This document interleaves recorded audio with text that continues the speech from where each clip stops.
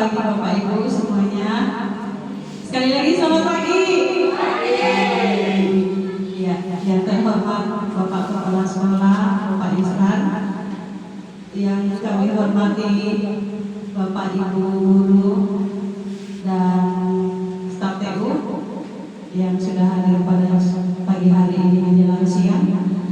Ya, puji syukur kita panjatkan kepada Tuhan Yang Maha Esa, yang mana pada kesempatan pagi hari ini menjelang siang ini kita boleh ada di tempat ini bersama-sama menghadiri ya undangan kami dengan kegiatan aksi nyata modul 1.4 diseminasi pemahaman dan penerapan budaya positif. Dalam hal ini materinya akan disampaikan oleh Ibu Sumartini dan saya sendiri selaku CGP Angkatan 11 Kota Tarakan SDN 042. Baik Bapak Ibu, sebelum kita memulai kegiatan kita pada pagi hari ini, baik kita akan berdoa menurut agama dan kepercayaan kita masing-masing. Berdoa mulai.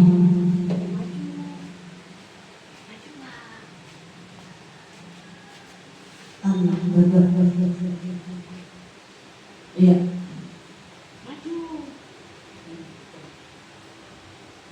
Iya, kita berdiri dulu semua ya. Kita mau refresh dulu ya. Kami tahu Bapak Ibu semua baru dari dalam kelas pasti lagi capek, lagi ya begitulah kalau kita di dalam kelas ya. Kita mau refresh dulu. Senyum dulu, kemudian saling berhadapan lah. Yang saling berhadapan, saling, enggak apa-apa. Kita relax saja hari ini. Bukti dia berhadapan sama Bapak sekolah. Tatapannya yang biasa saja.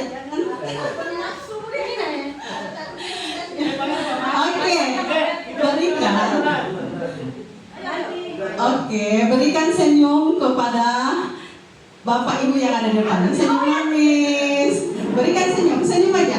Kita senyum 30 detik.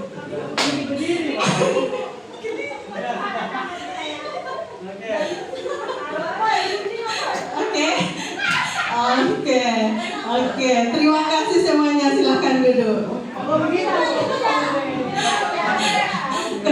Kenapa kita awali dengan ice breaking seperti ini, supaya kita mau menanggalkan segala beban kita mau fokus ya, apa yang ada dalam pikiran kita yang mengganggu kita buang-buang jauh-jauh dulu. Hari ini kita fokus dulu ke kegiatan ini ya. Setuju Bapak Ibu semuanya? Oke. Untuk hari ini kita mau bikin kesepakatan dulu ya. Kesepakatan kita. Ya, kalau di dalam kelas kita itu ada kesepakatan kelas bersama dengan murid. Ya, kalau kita hari ini bikin kesepakatan, setuju? Iya. Kira-kira apa yang kita sepakati hari ini untuk supaya kegiatan kita pada hari ini boleh berjalan dengan lancar? Kira-kira apa ya? Siapa yang mau katakan? Kesepakatan.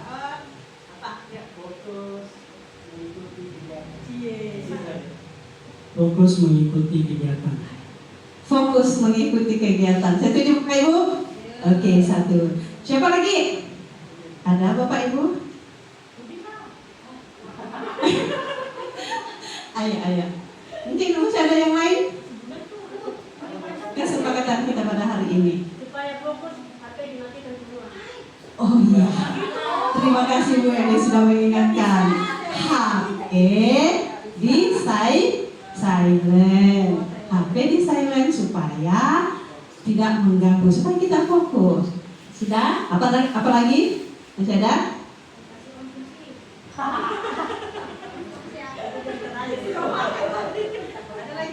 Ada lagi? Mungkin? Bulan? Saling menghormati, saling menghargai. Oke, keren banget. Tepuk tangan dulu semuanya. Tepuk tangan mana? Oke, kita harus saling menghargai dan saling menghormati. Itu 3 ya kesepakatan kita hari ini. Jadi mohon untuk dijalankan. Oke, baik, kita akan masuk saling mengikuti, saling menghargai. Oke, ada 3 ya. Saya bacakan kembali. Fokus mengikuti kegiatan. Kemudian kedua, HP di silent. Yang ketiga, saling menghormati dan saling menghargai. Oke, next. Adapun tujuan kegiatan kami pada hari ini yaitu melakukan pengimbasan tentang materi budaya positif kepada rekan guru dan staf bersinergi dengan semua komponen sekolah untuk menciptakan budaya positif yang ada di SDN 042 Juwata Laut.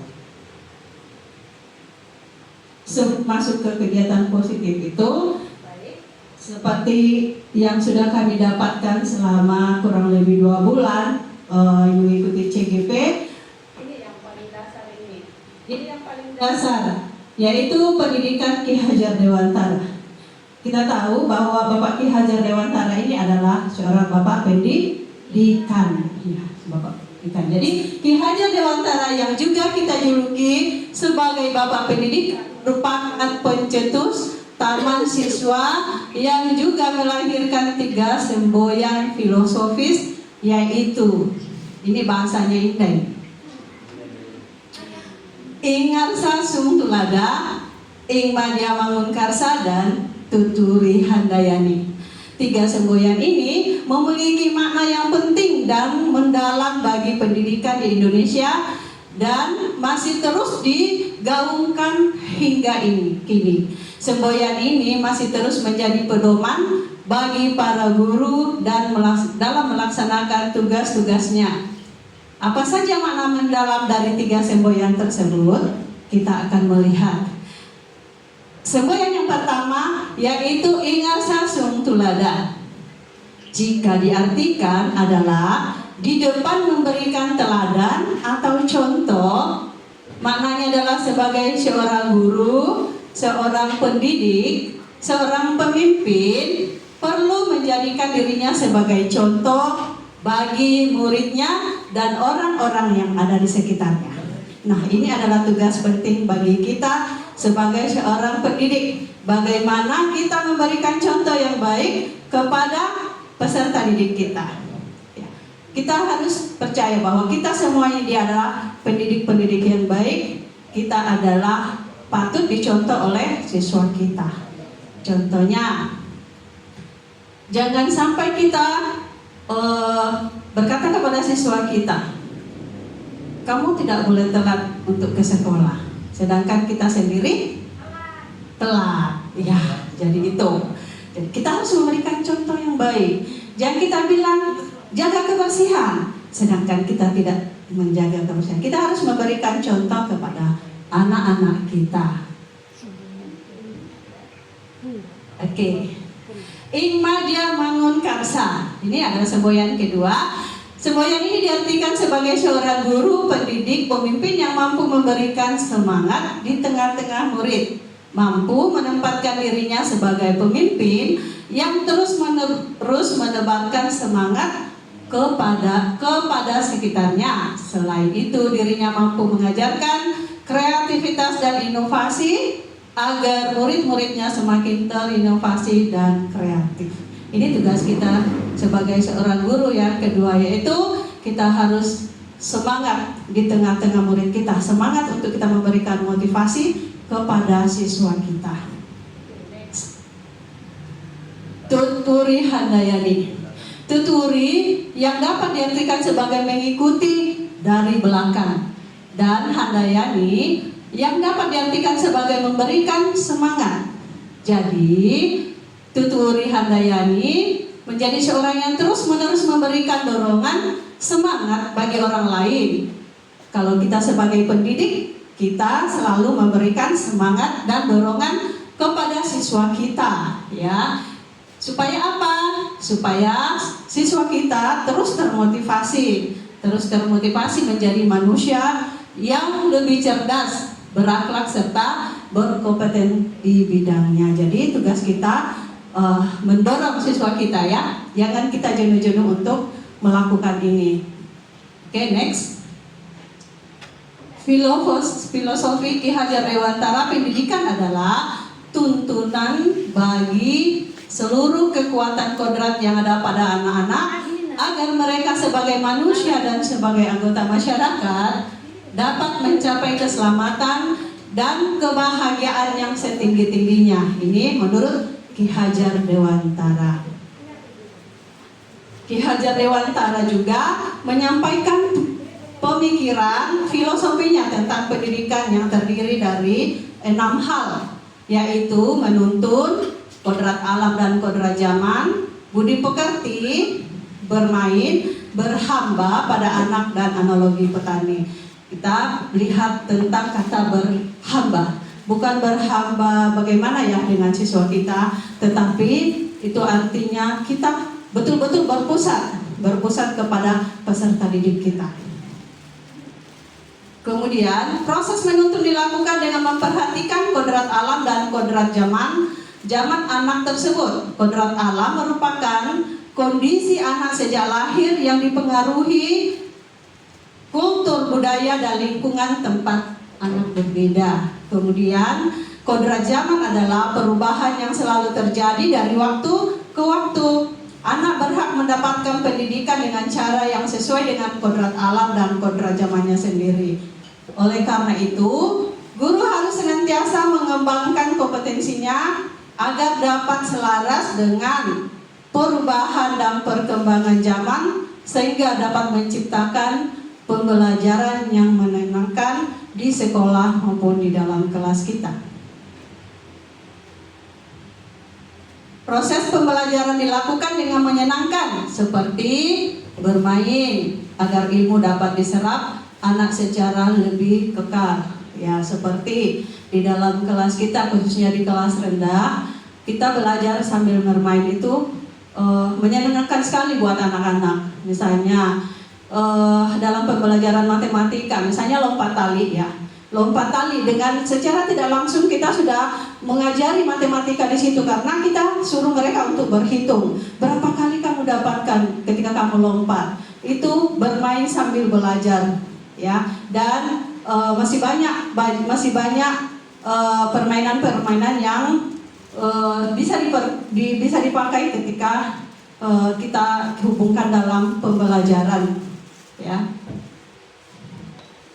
Kemudian guru dianalogikan sebagai petani atau tukang kebun, sedangkan murid diibaratkan sebagai benih-benih yang disemai dan ditanam di lahan yang disediakan. Jika benih ditempatkan di tanah yang subur dengan sinar matahari dan pengairan yang baik serta perawatan dari petani, maka benih tersebut akan tumbuh menjadi tanaman yang baik meskipun benih awalnya kurang baik. Begitu pula dalam hal pendidikan anak. Dalam proses menuntun, anak diberikan kebebasan untuk menemukan kemerdekaannya dalam belajar, sedangkan guru sebagai pamong dapat menuntun dan mengarahkan agar anak tidak kehilangan arah dan membahayakan dirinya. Jadi kita sebagai guru diibaratkan sebagai petani ya. Bagaimana seorang petani itu ketika menanam mulai dari benih, walaupun benihnya benih yang mungkin kurang sehat lah ya gitu ya, tidak terlalu perfect begitu, tetapi ketika dia tanam, kemudian dia rawat dengan betul-betul, diarahkan dengan betul-betul, pasti akan bertumbuh baik, bertumbuh segar, akan besar dan akan berbuah, dan pasti orang di sekitarnya akan menikmatinya. Yang seperti itu. Jadi ibarat bibit dan buah, pendidikan adalah petani yang akan merawat bibit dengan cara menyayangi gulma di sekitarnya, memberi air, memberi pupuk agar kelak berbuah lebih baik dan lebih banyak.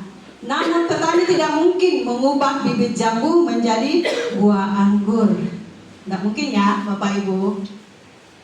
Itulah kodrat alam atau dasar yang harus diperhatikan dalam pendidikan, dan itu di luar kecakapan dan kehendak kaum pendidik. Sedang pengajaran adalah pendidikan dengan cara memberi ilmu atau pengetahuan agar bermanfaat bagi kehidupan lahir dan batin menurut Ki Hajar Dewantara. Baik, kita akan masuk ke budaya positif. Itu tadi sebagai pengantar ya, sebagai bekal buat kita semua. Karena apa yang kami dapatkan selama kurang lebih 2 bulan ya, itu kami harus sampaikan juga ya. Kemudian kita masuk ke budaya positif. Budaya positif di sekolah ialah nilai-nilai, kemudian keyakinan-keyakinan dan kebiasaan-kebiasaan di sekolah yang berpihak pada murid agar murid dapat berkembang menjadi pribadi yang kritis, penuh hormat dan bertanggung jawab. Nah, adapun konsep inti dari budaya positif itu yaitu perubahan paradigma belajar. Kemudian ada disiplin positif. Kemudian ada motivasi perilaku manusia.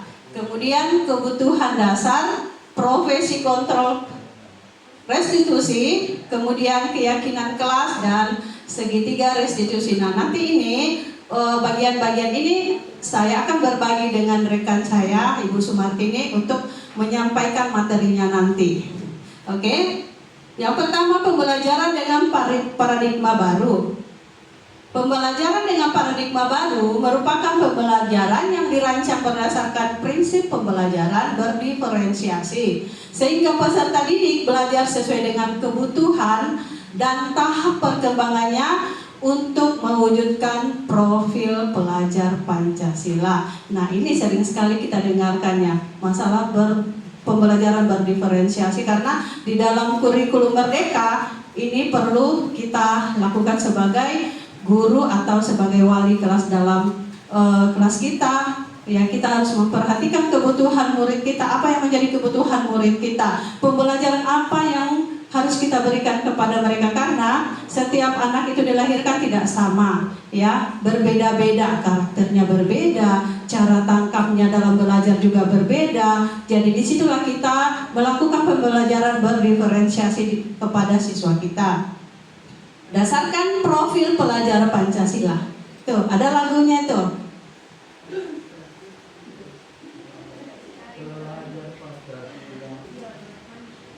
Oke. Kita juga kemarin menyusun ya, pasti waktu ketika diundang oleh rekan-rekan untuk menyusun visi sekolah, itu juga dilibatkan di dalamnya profil pelajar Pancasila itu. Oke, hari ini kita akan praktek ya, bagaimana kita untuk mengontrol diri kita, siapa yang berhak untuk mengontrol setiap diri kita, apakah orang lain atau kuncinya dari kita sendiri. Boleh ya, saya minta 2 orang untuk maju ke depan. Bapak Ibu, ada yang mau maju ke depan? 2 orang. Kita mau praktek tentang mengendalikannya. Kita mau. Ayo, siapa ya? Berdua ya, 2 orang.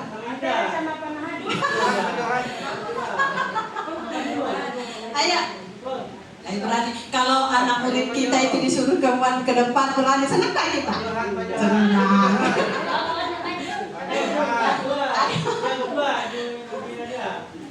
Ayo, boleh nggak saya tunjuk?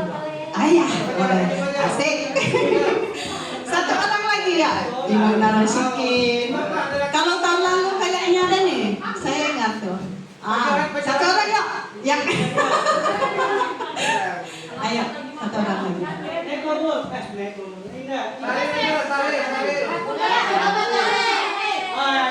Oke. Saya akan memberikan barang ini kepada salah satu orang. Jangan dikasih lihat. Jangan dilihat kali ini. Anggaplah benda yang ibu kepal itu adalah benda yang paling berharga. Yang ketika orang istilahnya mau minta sama kamu pikir-mikir, benda ini paling berharga buat saya. Artinya kamu yang memegang kuasa, kamu yang memegang kontrol tentang apa yang kamu pegang.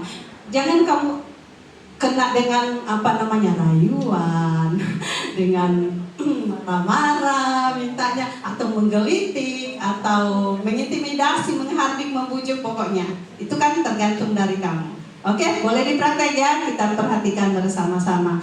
Rayu dia, bagaimana caranya kamu untuk merayu dia? Kita lihat.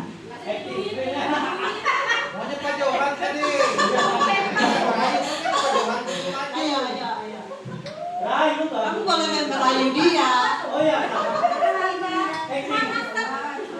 Mana satu, masa langsung. Pelan.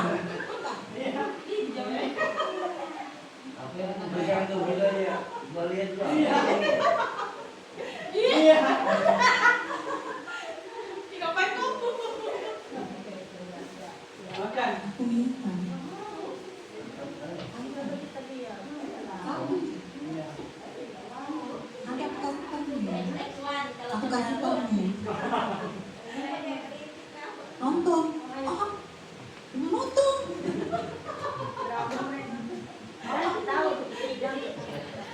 Harga itu aja. Boleh.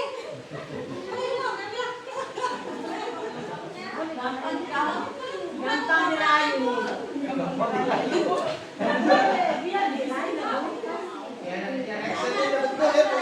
Anggaplah barangmu ini berharga.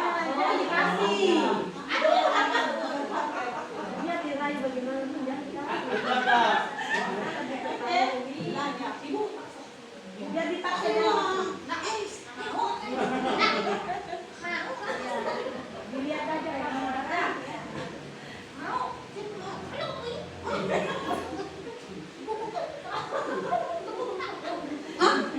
ayolah. Pegang. Aku buka. Aku rapa. Sini. Aku buka dong. Sampai 5.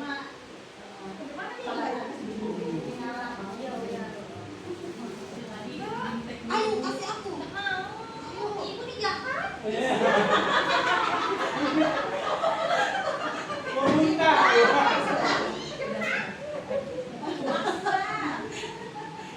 Oke, terima kasih. Jadi yang memegang kuasa atau yang mengontrol semuanya adalah dari Ibu Ulan ya, karena ini barang berharga maka dia tidak akan memberi pada Ibu Kusuma. Ya, seperti itu. Tepuk tangan semuanya. Terima kasih.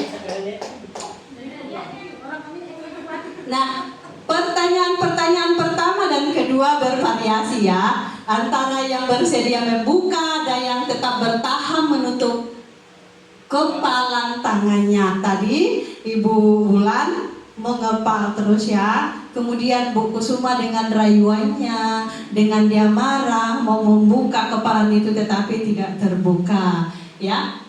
Kemudian pertanyaan ketiga, siapakah yang sesungguhnya memegang kontrol, yang menutup kepalan tangan atau yang berusaha dengan segala cara untuk membuka kepalan tangan rekannya? Jawabnya tentu kita sendiri ya, yang memegang kontrol atas kepalan tangan kita. Apakah kita membuka atau menutup kepalan tangan kita?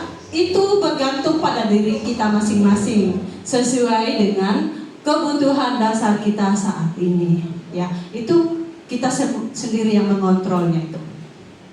Oke. Kesimpulannya, pada dasarnya semua tindakan atau keputusan bagaimana dari kontrol pikiran kita terhadap prinsip yang kita pegang teguh. Ketika kita berpegang teguh kepada pendirian untuk tidak membuka kepalan tangan, maka kepalan tangan pun tidak akan dibuka. Tetapi ketika kita berusaha untuk mempengaruhi teman kita untuk membuka kepalan tangan, kita juga akan sulit untuk mempengaruhi teman kita. Jadi semua keputusan ada pada kontrol kita masing-masing. Nah, miskonsepsi tentang teori kontrol oleh Dr. William Glasser, yaitu ilusi mengontrol murid, kemudian ilusi bahwa kritik dan membuat merasa bersalah mampu menguatkan karakter, ilusi bahwa semua penguatan positif, efektif, dan bermanfaat, kemudian ilusi bahwa orang dewasa berhak memaksa. Next. Pada dasarnya, ini ilusi mengontrol murid. Pada dasarnya kita tidak dapat memaksa murid untuk berbuat sesuatu jikalau murid tersebut memilih untuk tidak melakukannya. Walaupun tampaknya guru sedang mengontrol perilaku murid, hal demikian terjadi karena murid sedang mengizinkan dirinya dikontrol.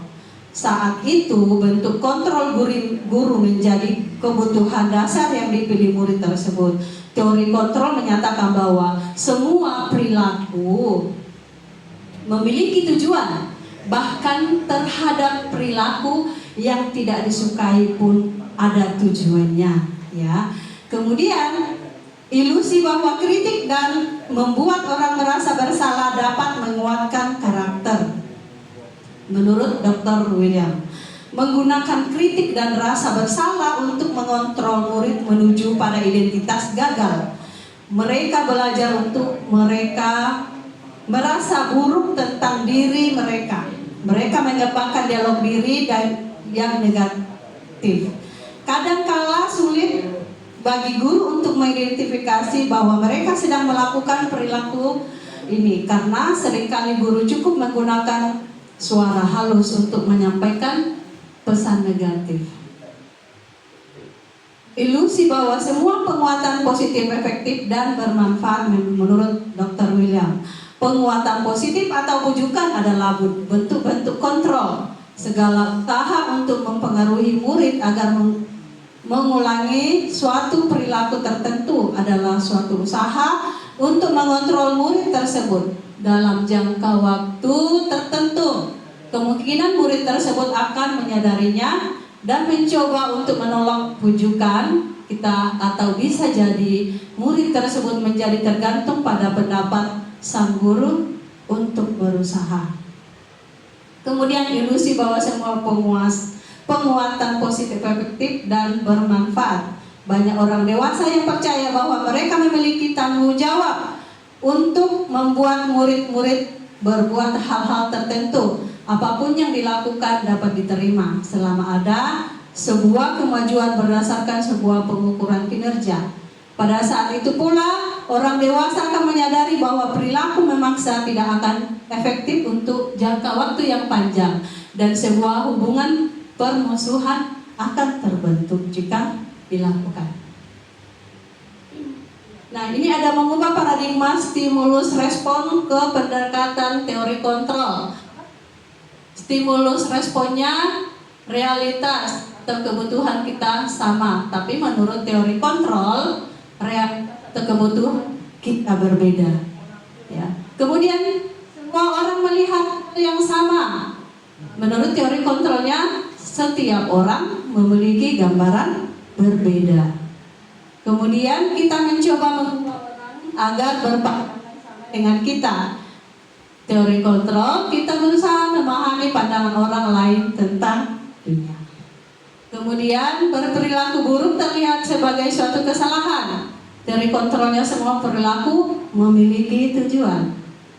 Kemudian orang lain bisa mengontrol saya. Teori kontrol hanya saya yang bisa mengontrol diri Anda. Saya bisa mengontrol orang lain. Teori kontrolnya Anda tidak bisa mengontrol orang lain.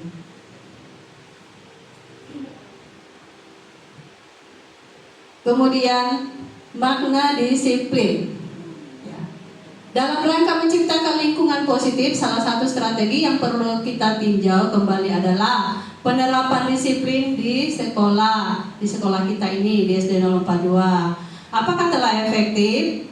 Apakah masih perlu ditinjau kembali? Apa sesungguhnya arti dari disiplin itu sendiri, dan apa kaitannya dengan nilai-nilai kebajikan? Nah, disiplin positif, disiplin berasal dari kata disiplina yang artinya belajar. Disiplin mengacu pada disiplin diri yang memiliki tanggung jawab terhadap apa yang dilakukannya berdasarkan nilai-nilai yang dimiliki. Kemudian, disiplin positif merupakan salah satu cara penerapan disiplin yang bertujuan untuk menumbuhkan kesadaran serta memberdayakan peserta didik tanpa imbalan atau penghargaan atau reward, ancaman atau hukuman. Kemudian sebagai pendidik, tujuan kita adalah menciptakan peserta didik yang memiliki disiplin diri sehingga mereka berperilaku mengacu kepada nilai-nilai kebajikan, universal dan memiliki motivasi intrinsik dalam perubahan-perubahan perilaku ke arah yang lebih baik.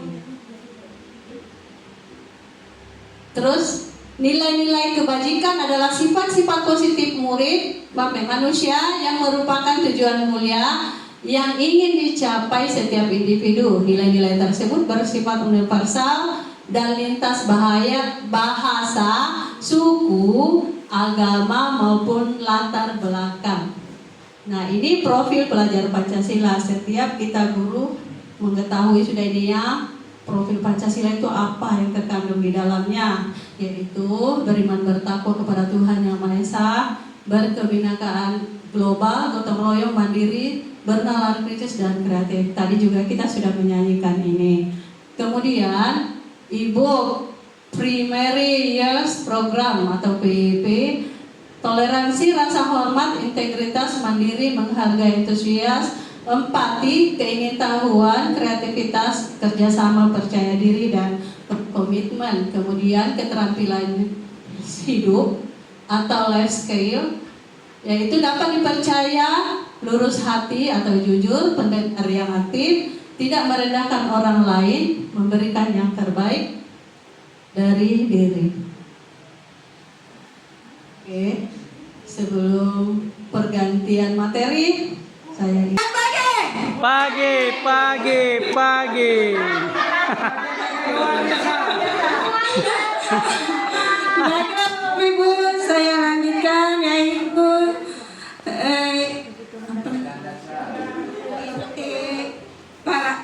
kemudian yang ketiga yaitu kebutuhan dasar manusia. Kebutuhan dasar manusia adalah merupakan unsur-unsur yang dibutuhkan oleh manusia dalam menjaga keseimbangan baik secara fisiologis maupun psikologis. Hal ini tentunya bertujuan untuk mempertahankan kehidupan dan kesehatan. Ini ada 5 kebutuhan dasar manusia. Yang pertama adalah bertahan hidup atau survival, yang termasuk bertahan hidup adalah contohnya kesehatan, rumah, dan makanan. Yang kedua adalah kasih sayang dan rasa diterima. Jadi masing-masing orang itu memiliki keinginan untuk tetap terhubung dengan orang lain, seperti teman, keluarga, pasangan hidup, teman kerja, dan kelompok di mana kita tergabung. Yang ketiga, kebebasan. Kebebasan di sini yaitu mandiri, memiliki pilihan, mencoba hal baru, mampu mengendalikan arah diri sendiri. Yang keempat adalah kesenangan.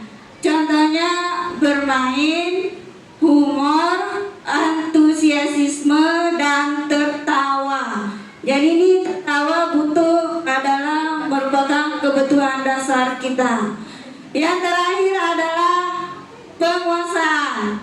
Penguasaan yaitu keinginan untuk dianggap berharga, bisa membuat perbedaan, bisa membuat pencapaian, kompeten, diakui, dan dihormati. Ini ada contoh kasus, yaitu tentang kebutuhan dasar manusia. Ibu Ambar, guru wali kelas 2A di SD Pelita Hati, sedang bingung menghadapi ulah salah satu murid di kelasnya. Doni, beberapa anak di kelas 2A telah datang padanya dan mengeluhkan Doni yang seringkali meminta bekal makan siang mereka dengan paksa. Jika Anda menghadapi situasi seperti Ibu Ambar, apa yang Anda lakukan? Menurut Anda kira-kira apa alasan Doni melakukan hal itu. Nah, dari sinilah bermacam-macam alasan sesuai dengan kebutuhan manusia. Nah, di sini adalah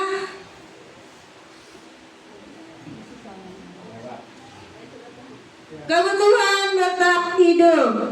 Dari kasus Doni dan Ibu Ambar tadi itu adalah bila jawaban Doni ketika ditanya oleh Ibu Ambar adalah ketika ia lapar dan orang tuanya tidak membawakannya bekal makan siang, maka kebutuhan dasarnya Doni di sini adalah kebutuhan untuk bertahan hidup. Jadi tergantung alasan yang disampaikan oleh anak tersebut. Kemudian selanjutnya, kebutuhan akan kasih sayang dan rasa diterima. Jadi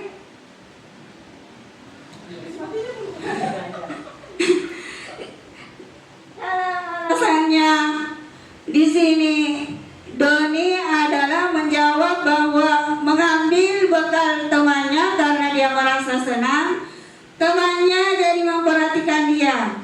Ketika temannya melaporkan tindakannya itu pada gurunya dan gurunya memberitahu orang tuanya, sehingga orang tuanya jadi memperhatikan dia, maka kebutuhan dasar yang sedang dipenuhi Doni adalah kebutuhan akan kasih sayang dan rasa diterima. Selanjutnya yaitu kebutuhan kebebasan. Jadi kalau alasannya Doni dalam kasus tersebut adalah bahwa dia merasa bosan dengan bekal makanan yang dibawakan ibunya dari rumah, karena ibunya selalu membawakan bekal yang sama. Oleh karena itu dia ingin mencoba makanan teman-temannya yang beraneka ragam. Maka Doni sedang berusaha memenuhi kebutuhannya akan kebebasan. Selanjutnya yaitu kesenangan. Dari kasus Bu Ambar dan Doni adalah bila Doni menjawab bahwa ia melakukan karena iseng saja dan ia menikmati ekspresi wajah teman-temannya yang kesal karena diambil makanannya, dan menurut dia ekspresi teman-temannya itu lucu, maka berarti Doni sedang berusaha memenuhi kebutuhannya akan kesenangan. Yang terakhir adalah penguasaan.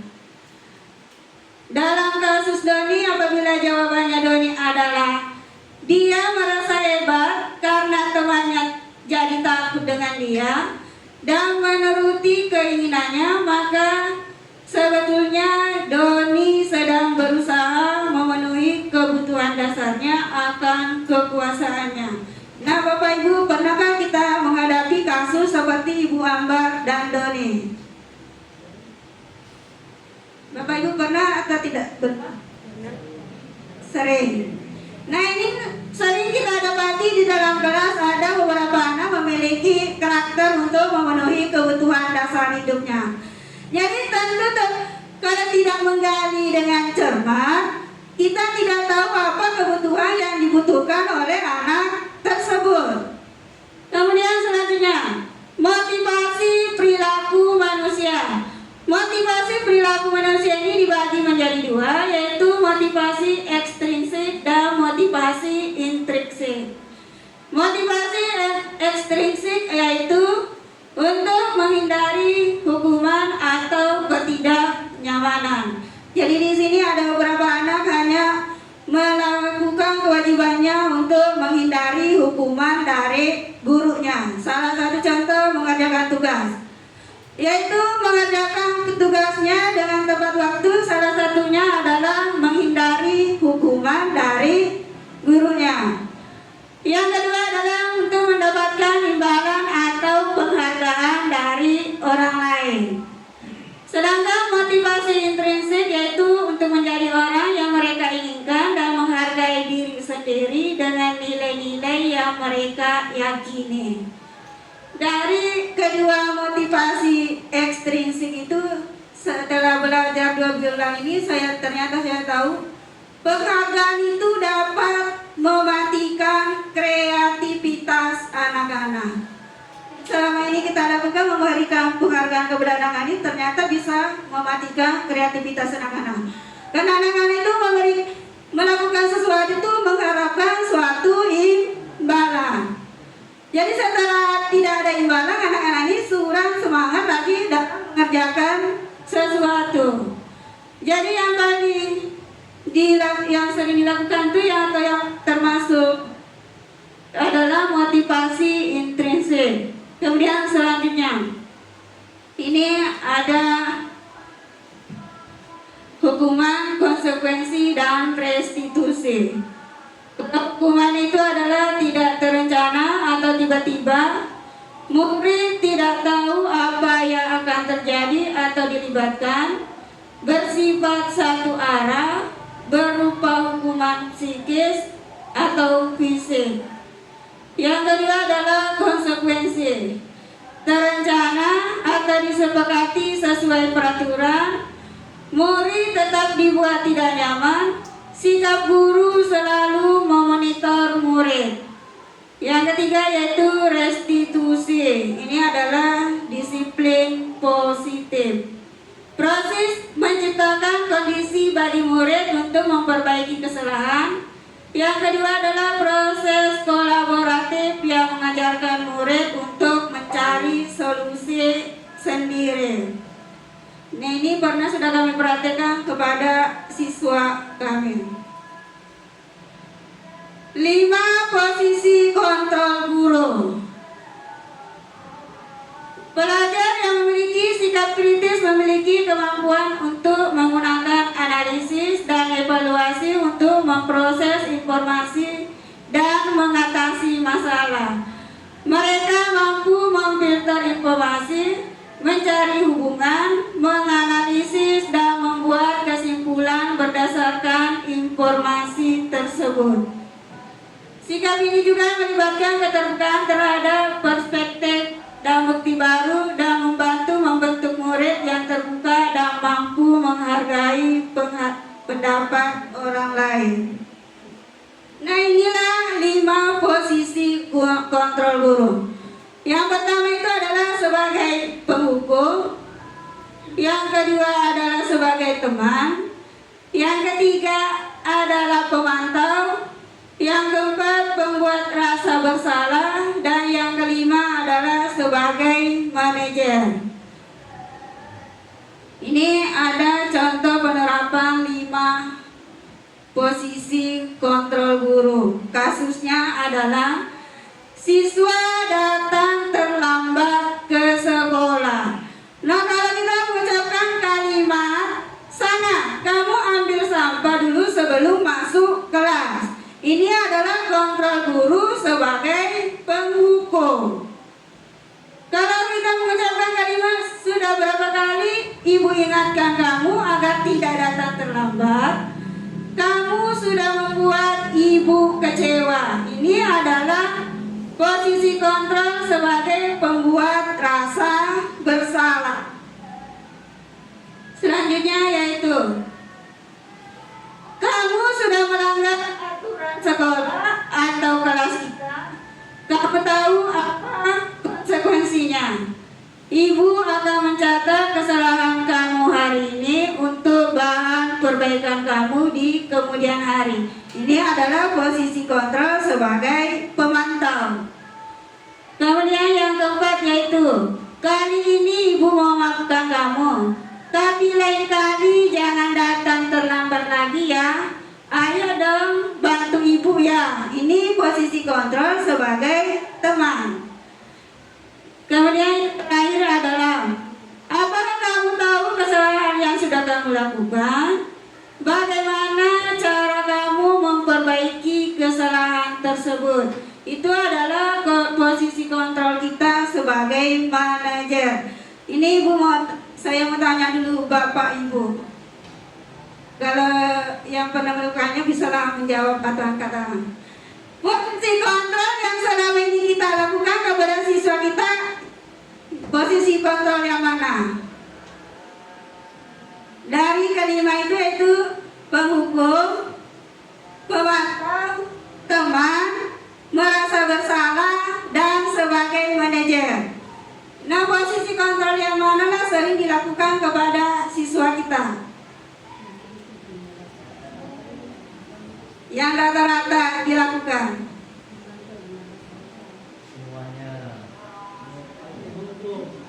Pak Saril, penghukum, Pak Mahdi, Semuanya tuh Bu. semuanya dari kelima posisi kontrol pernah dilakukan. Semua Iya, pernah tuh, tergantung situasi dan kondisinya. ya tergantung situasi dan kondisinya. Itu betul. Kok pilih satu?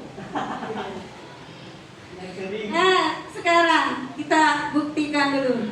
Posisi kontrol apakah aku? Saya kecewa sekali dengan kamu. Ini adalah pembuat rasa bersalah. Kamu tidak pernah benar melakukannya. Ini adalah penghukum. Ayolah lakukan demi ibu ya. Ini sebagai teman. Kamu tidak pernah mendapat nilai jika tidak mengerjakan tugas. Ini sebagai pemantau. Apa rencanamu untuk menyelesaikan masalah ini? Ini sebagai manajer. Jadi kalimat-kalimat tersebut mungkin pernah semua kita mengucapkannya kepada kita. Kemudian selanjutnya yaitu keyakinan kelas. Ini menjadi perdebatan pada kami diskusi, yaitu antara keyakinan dengan peraturan. Mengapa keyakinan kelas dan mengapa bukan peraturan? Nah, di sini ada sedikit ilustrasi antara peraturan dan keyakinan. Mengapa kita memiliki peraturan tentang protokol kesehatan, yaitu penggunaan masker dan mencuci tangan setiap saat? Mungkin jawaban Anda adalah untuk kesehatan atau keselamatan. Ini yang kalimat di atas itu adalah merupakan peraturan. Tetapi keyakinan kita itu adalah menjaga kesehatan dan keselamatan. Itulah namanya nilai-nilai keyakinan. Jadi peraturan kemudian menjadi keyakinan. Selanjutnya, ini ada perbedaan peraturan dan keyakinan kelas atau nilai kebajikan. Peraturannya adalah selalu kembalikan buku ke tempatnya. Keyakinannya adalah tanggung jawab. Dilarang mengganggu orang lain. Keyakinannya adalah menghormati orang lain dan diri sendiri. Hadir di sekolah 15 menit sebelum pembelajaran dimulai. Keyakinannya adalah menghormati orang lain. Komitmen pada tujuan. Dilarang melakukan kekerasan. Keyakinannya adalah keselamatan, menghormati orang lain. Dilarang menggunakan narkoba. Keyakinannya adalah kesehatan. Bergantian atau menunggu giliran. Keyakinannya adalah menghormati orang lain, kesabaran. Gunakan masker. Keyakinannya adalah kesehatan, keselamatan. Jangan berlari di kelas atau koridor. Keyakinannya itu keselamatan, keamanan. Yaitu pembentukan keyakinan kelas. Ini pernah kami perhatikan di kelas kami. Yaitu pertama bersifat abstrak. Yang kedua berupa pernyataan universal, dibuat dalam bentuk pernyataan positif. Yang keempat sedikit saja agar mudah diingat, sesuai dengan kondisi kelas dari sekolah sehingga mudah diterapkan. Semua warga kelas atau warga sekolah dilibatkan saat membuat keyakinan kelas. Ini contoh keyakinan kelas 6. Yang pertama, tepat waktu, karena rata-rata anak-anak itu menulis peraturan yaitu datang dan masuk kelas tepat waktu. Yang kedua adalah kedisiplinan dan kerapian, menghargai dan menghormati orang lain,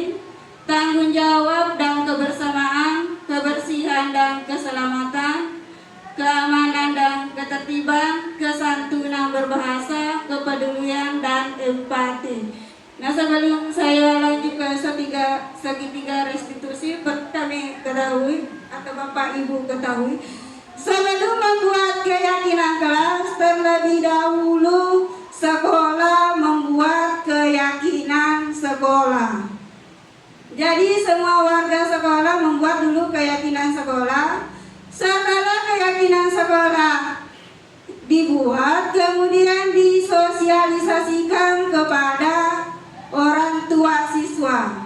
Setelah itu barulah dibuat keyakinan kelas. Jadi kepala sekolah mengarahkan kepada guru kelas untuk membuat keyakinan kelas. Dan keyakinan kelas juga perlu berkolaborasi dengan orang tua siswa karena tentu ada peraturan yang melibatkan orang tua. Contoh adalah datang tepat waktu. Jadi tentu di sini berkolaborasi juga dengan orang tua siswa. Selanjutnya adalah segitiga restitusi. Restitusi adalah proses menciptakan kondisi bagi murid untuk memperbaiki kesalahan sehingga mereka bisa kembali pada kelompok dengan karakter lebih kuat. Ini menurut pendapat Gosen. Restitusi bukan untuk menebus kesalahan. Restitusi adalah sebuah tawaran dan bukan paksaan. Restitusi fokus pada solusi.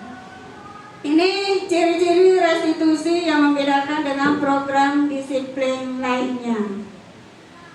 Restitusi bukan untuk menebus kesalahan, namun untuk belajar dari kesalahan.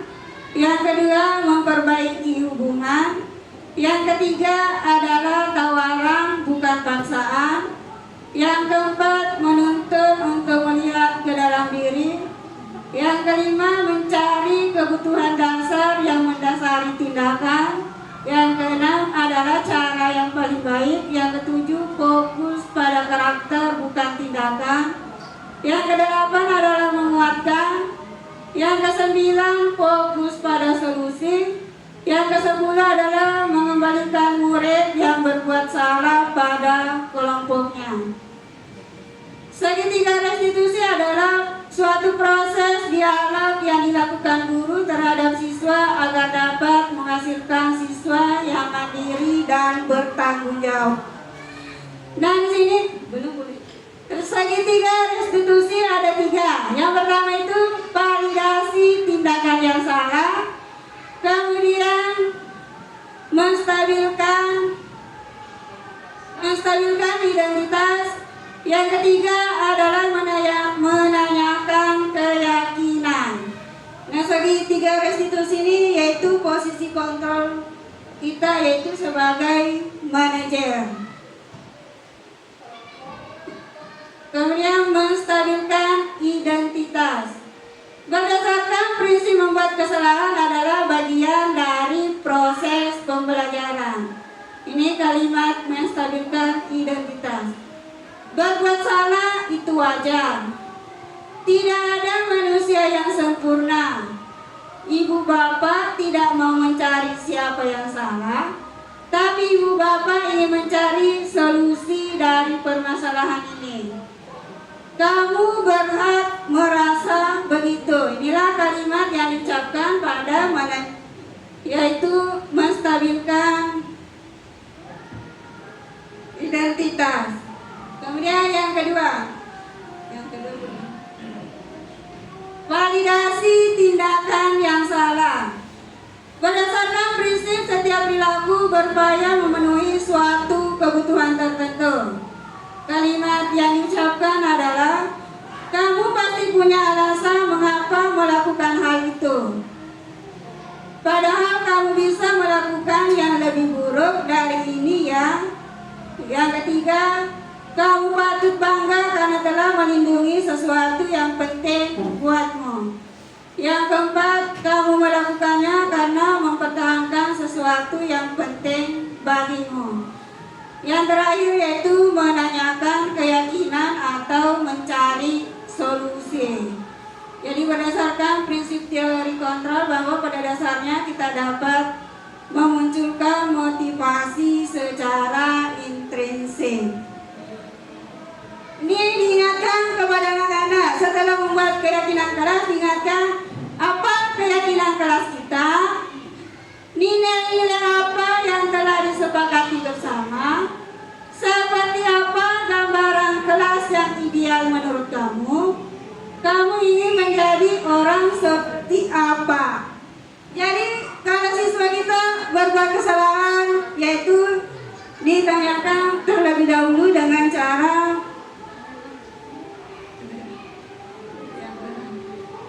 menstabilkan identitas. Jadi kita tidak langsung menunjukkan anak bahwa kamu salah.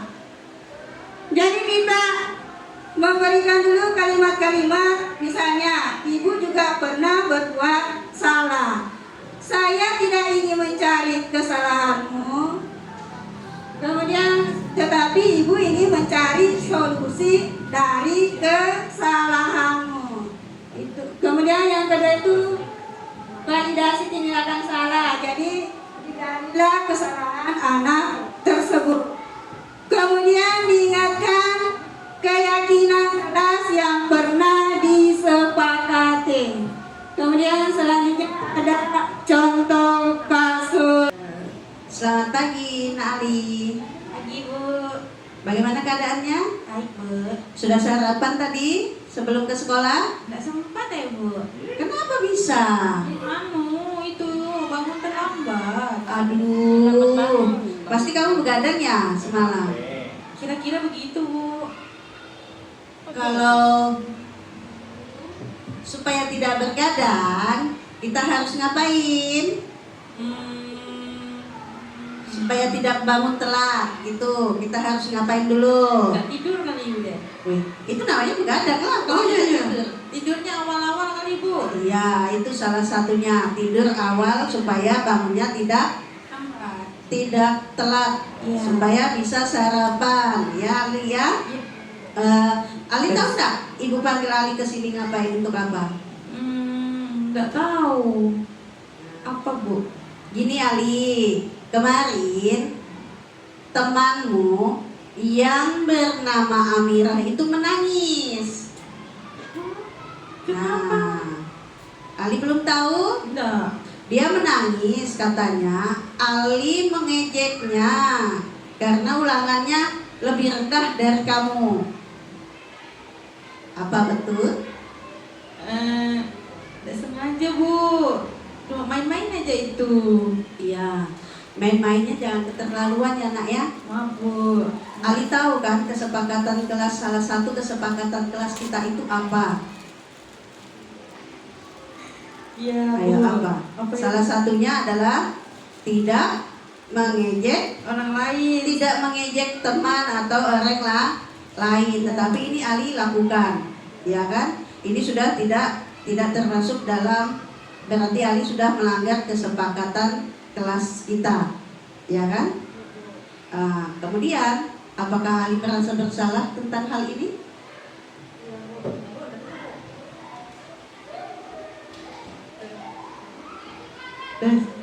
Ya Bu, merasa bersalah saya Bu. Nanti saya tidak ulang lagi. Ya, tindakan yang kamu lakukan adalah apa? Supaya kamu tidak mengulangi ini bagaimana? Mungkin saya harus lebih sadar Bu. Oke.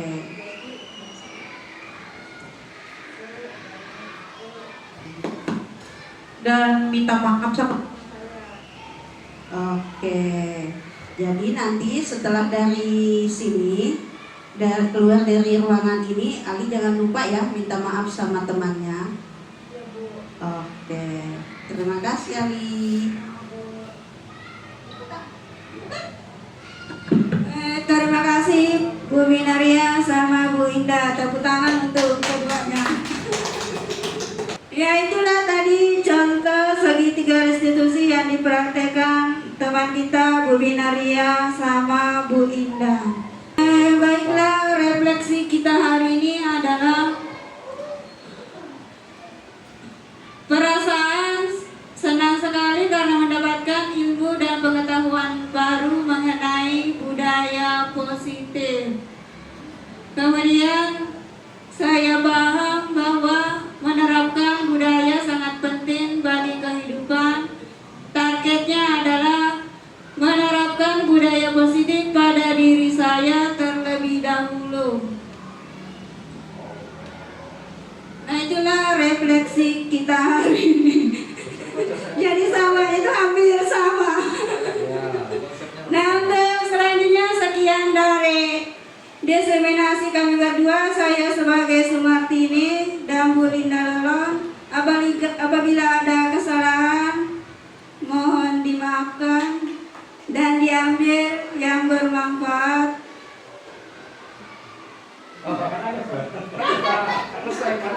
Yang bisa dijadikan pengetahuan ke depannya. Selanjutnya saya serahkan kepada Bu Linda.